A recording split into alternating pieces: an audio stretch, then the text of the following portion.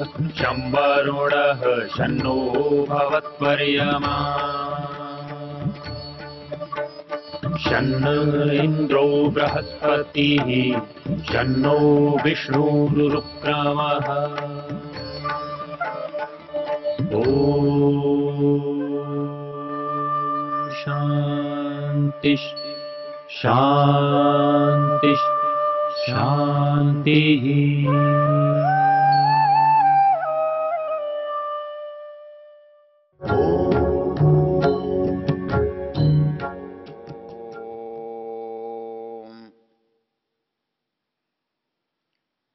हम यजुर्वेद के 31वें अध्याय पुरुषाध्याय की चर्चा कर रहे हैं।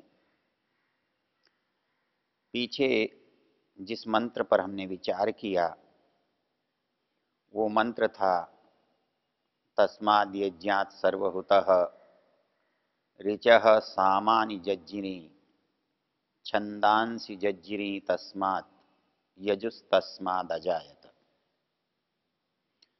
यहाँ पर उस परमेश्वर को यज्ञ कहा। यहाँ तस्मात् उस परमेश्वर से ऋग्वेद, यजुर्वेद, सामवेद, अथर्ववेद की उत्पत्ति की चर्चा की। पिछले संदर्भों में हमने देखा कि निराकार ईश्वर कैसे जो साकार ऋषिगण हैं उनको ज्ञान देता है या दे सकता है। उसमें हमने स्पष्ट किया कि यहाँ निराकार को साकार को देने की बात नहीं है। निराकार ईश्वर द्वारा साकार मनुष्य को ज्ञान देने की बात नहीं है। यहाँ निराकार ईश्वर की निराकार जीवात्मा को ज्ञान देने की बात है। ये शरीर केवल तभी माध्यम बनता है जब इसके सामने दूसरा शरीर हो। जब एक अशरीरी किसी प्रवचन को, उपदेश को, बात को, प्रेरणा को करेगा तो वो उसी को कर सकता है जो उस जैसा है, उससे भिन्न को नहीं। उसके पास ऐसे उपकरण, साधन नहीं। इसलिए आत्मा जीवात्मा के लिए उतनी ही सहजता से प्रेरणा कर सकता है जितनी सहजता से एक साकार दूसरे साकार के साथ। तो ज्ञान देने में कोई बाधा नहीं है। उसमें एक विशेष बात यह आती है कि उच्चारण के बिना कैसे दिया होगा। तो इसका उत्तर भी हमने सोचा था कि मनुष्य जब विचार करता है, सोचता है, तो उसे बोलने की आवश्यकता नहीं पड़ती। वो मुख आदि इंद्रियों का उपयोग नहीं करता। और इसके साथ एक और महत्वपूर्ण चीज, मनुष्य जब विचार करता है तो बिना भाषा के विचार नहीं कर सकता। अब ये सोचने की बात है, क्या जब मनुष्य उत्पन्न हुआ तब विचारवान था या विचारवान नहीं था? यदि उसको कुछ भी सोचना है तो उसके पास शब्द भी होने चाहिए, उनका अर्थ भी होना चाहिए और उनको मिलाकर भाषा भी बननी चाहिए। अर्थात आज भी हम यदि चिंतन करना चाहते हैं, उस चिंतन के लिए अनिवार्य है भाषा, अनिवार्य है शब्द, अनिवार्य हैं उनके अर्थ। इसलिए ये कहना कि ये बाहर से चीज पैदा हुई है या वातावरण से हमने सीखी है, इसका औचित्य नहीं बनता, ये तार्किक नहीं है। जब हम किसी ऐसी बात को सिद्ध करना चाहते हैं जो हमारी उपस्थिति में नहीं हुई, जिसका प्रारंभ हमारे सामने नहीं हुआ, जिसको हम वैसा बनाकर वैसा करके उस परिस्थिति को लाकर नहीं देख सकते। हम वो परिस्थिति कभी उत्पन्न नहीं कर सकते जिस परिस्थिति में ये संसार प्रारंभ हुआ है। तो ऐसे समय में हमारे पास क्या विकल्प है इस समस्या को समझने का, सुलझाने का? वो है बुद्धि। हम किसी भी चीज को जब जानते हैं या तो हम उदाहरणों से प्रत्यक्ष करते हैं।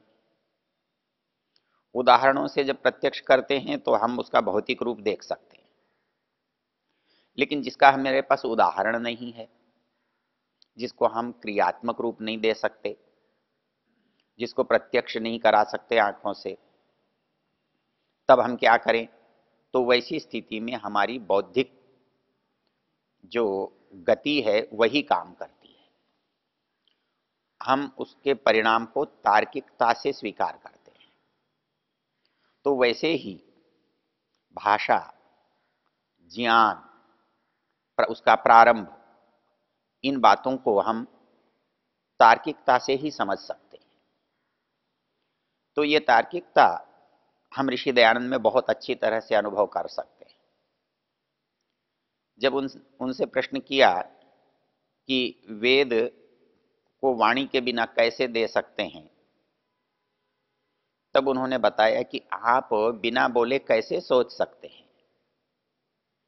जब आप सोचते हैं तो क्या आपके मुखादि अवयव काम करते हैं?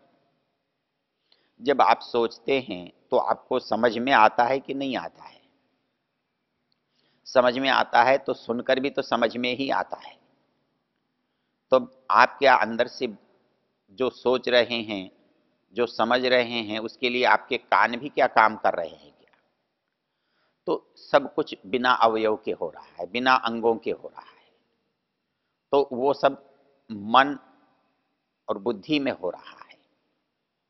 तो इस दृष्टि से ये कहना कि बिना बोले बताया नहीं जा सकता या कहा नहीं जा सकता, ये अनिवार्य नहीं है। ये बाहर के लिए उचित है, साकार द्वारा साकार के लिए उचित है, लेकिन निराकार द्वारा निराकार के लिए ये अनुचित है, इसकी आवश्यकता नहीं है। इसके साथ एक अच्छा प्रश्न स्वामी जी से किया गया कि इतनी सब जटिलताएं स्वीकार करने की क्या आवश्यकता है? मनुष्य अपने आप सीख लेगा, देखकर सीख लेगा, अनुभव से सीख लेगा। हमारा ज्ञान भी तो देखकर बढ़ता है। दूसरों को देखते हैं, दूसरों की क्रियाओं को अनुभव करते हैं, हम भी वैसा करने लगते हैं। इसके लिए उन्होंने दो उदाहरण बहुत अच्छे दिए। पहला वो ये कहते हैं, आज भी यदि किसी मनुष्य के बालक को, शिशु को आप ऐसी परिस्थिति में रखें जहां वो आपकी क्रियाओं को देख न सके, आपकी भाषा को सुन न सके, और उस परिस्थिति में रहने के बाद वो जो कर सकता है, आप उसकी कल्पना कीजिए और फिर देखिए क्या कोई आदमी अपने आप सीख सकता है? इसमें सबसे विचित्र बात तो ये है कि जिन कामों को हम अपने आप आया हुआ कह रहे हैं, वो हमारे में से कुछ भी अपने आप नहीं आता। इतना भी हमारे को अपने आप नहीं आता कि हम पैरों से खड़े होकर चले। हमको इतना अपने आप नहीं आता कि हम कपड़ा पहने। हमको इतना भी अपने आप नहीं आता कि हम पकाकर खाएं। हमको इतना भी नहीं आता कि हम अपना घर बनाएं, सड़क, कार, साधन बनाएं। ये संभव नहीं है। क्यों नहीं है? कुछ लोगों ने इसके प्रयोग किए और उन्होंने बच्चों को, एक प्रयोग अकबर के समय हुआ, एक समय उसके बाद किसी राजा ने किया। बच्चे को भोजन दिया लेकिन परिवेश से दूर रखा। तो वो बच्चा न तो बोलना सीख सका, न चलना सीख सका, न कोई क्रिया करना सीख सका। तो जो कुछ हम सीखते हैं वो बाहर देख कर पहले ही दिन से हम सीख रहे हैं। तो सिखाने वाला समाज, माता पिता, गुरुजन हमारे पास हैं, सारा संसार हमारे सामने खुला हुआ है, हम सीख रहे हैं, हमको पता नहीं चल रहा है कि हम सीख रहे हैं, तो हम समझते हैं कि हमें ये सब अपने आप आ रहा है। हमें अपने आप कुछ नहीं आ रहा है, हमको कोई परोक्ष रूप में सिखा रहा है, कोई प्रत्यक्ष रूप में सिखा रहा है, हम दोनों से सीख रहे हैं। तो इसलिए जो ये कहते हैं कि अपने आप हम सीख लेंगे या हमारे अंदर से कोई चीज उत्पन्न हो जाएगी, ये बात क्रियात्मक नहीं है, प्रमाणित नहीं। इसके लिए एक उदाहरण मैं आपके सामने रखना चाहूंगा। ऐसे अध्ययन मनोविज्ञान में भी हुए हैं, और एक अध्ययन 50 के दशक में हुआ, वो संयोगवश। उस समय जंगल बहुत थे, जानवर बहुत थे, भेड़िए बहुत थे। तो उत्तर प्रदेश के एक जंगल में कुछ शिकारी लोगों ने भेड़ियों को इकट्ठा किया, घेर लिया।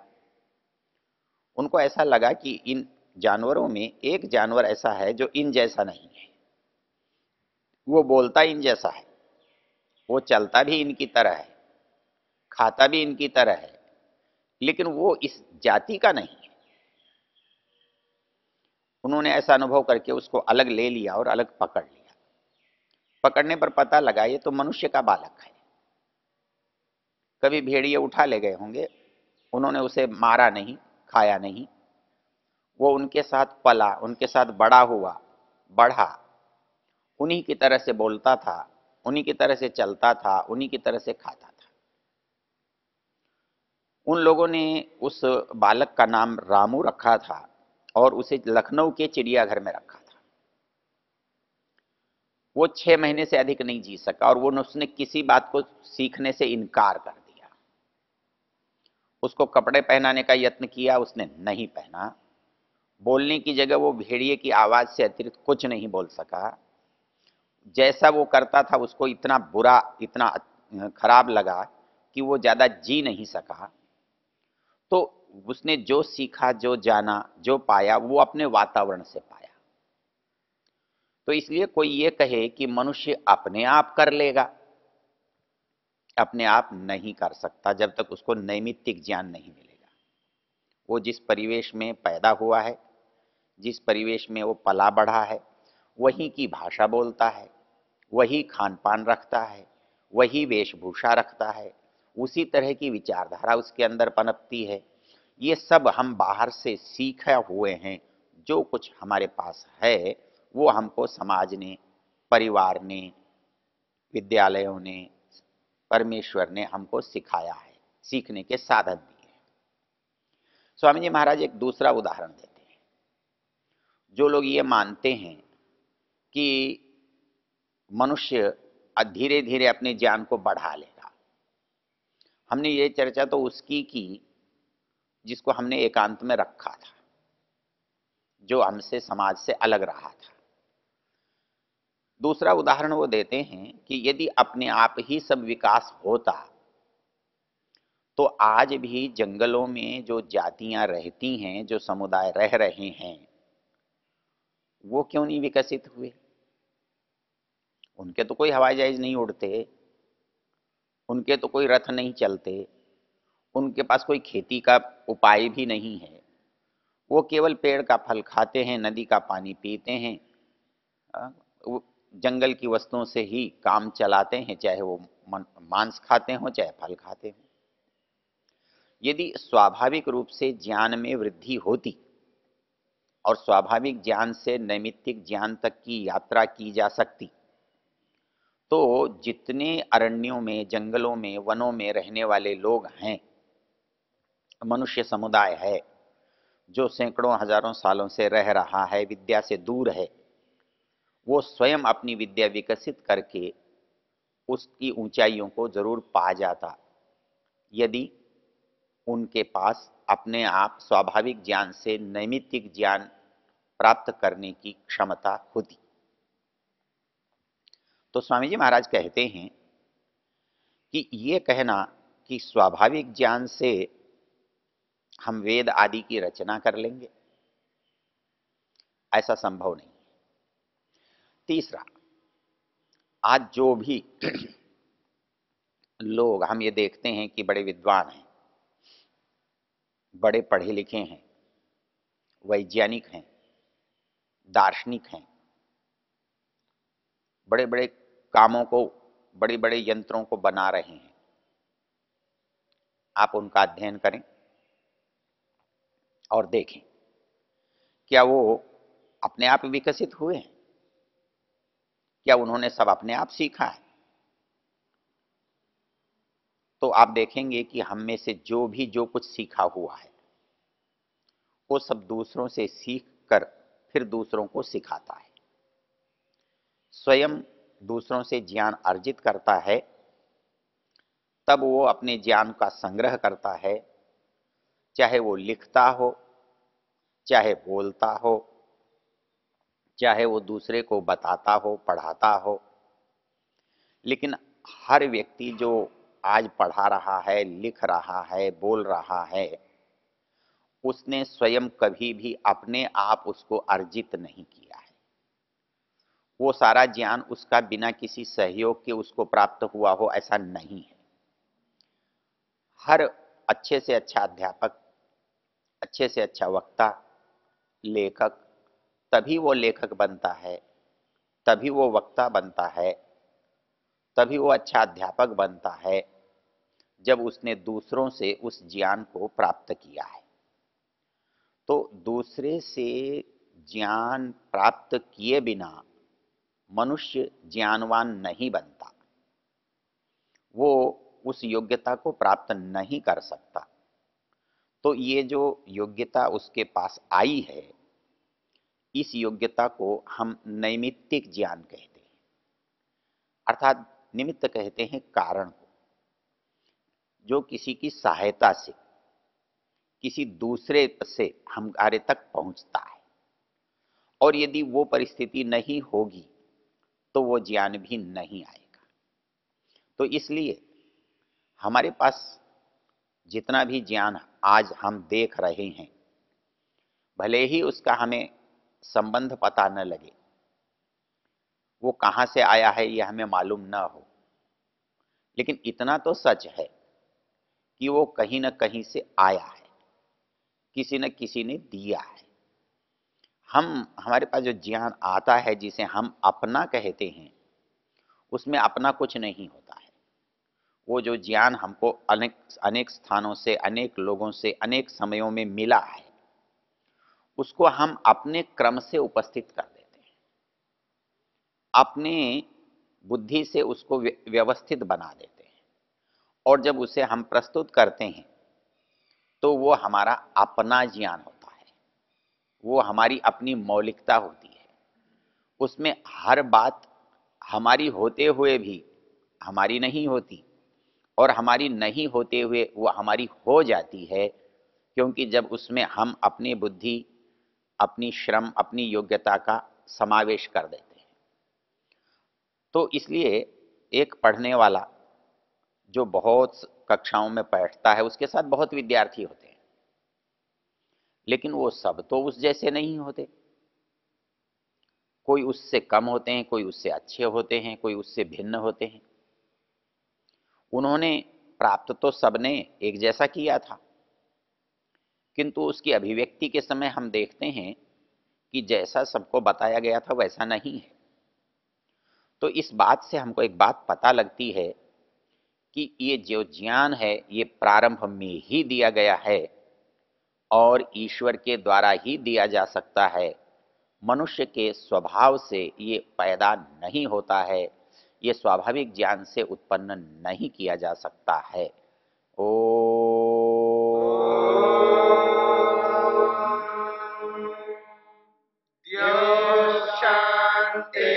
शान्तिरन्तरिक्षं शान्तिर्पृथिवी शान्तिरापः शान्तिरोषधयः शान्तिः वनस्पतयः शान्तिर्विश्वे देवा शान्तिर्ब्रह्म शान्ति सर्वं शान्ति शान्तिरेव शान्ति क्षमा शान्तिरेधि। शांति शांति।